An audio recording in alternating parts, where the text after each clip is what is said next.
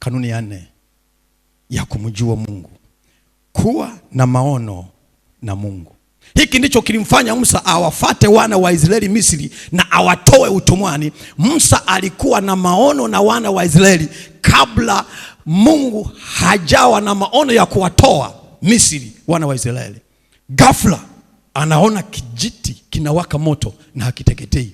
Kwa mara ya kwanza Musa anaangalia, anashangaa. Mara ya pili anaangalia, anashangaa. Mara ya tatu anasema nigeuke, kwa sababu Musa alikuwa na maono ya kuwasaidia Israeli kuwatoa utumwani. Akasema nigeuke, nione haya maono ni makubwa kuliko nilionayo mimi ya kuokoa wana wa Israeli. Alipogeuka tu Musa, sauti kutoka mbinguni, malaika alikuwa pale, akamwambia Musa, Musa, vua viatu.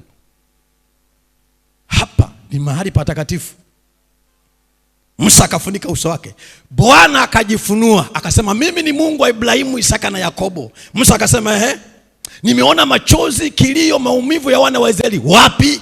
Misri. Musa akakumbuka maono wakati anakwenda kuwasaidia Waebrania, na wakakataa wakisema nani amekuweka kuwa mwamuzi katikati yetu? Ukiwa na maono na Mungu, Mungu atakuja ajitambulishe mwenyewe hata. Amen. Mungu akubariki sana mchungaji Michael. Bwana Yesu asifiwe. Bwana asifiwe. Ninaamini kila mmoja wetu amepokea, si ndio watumishi wa Mungu?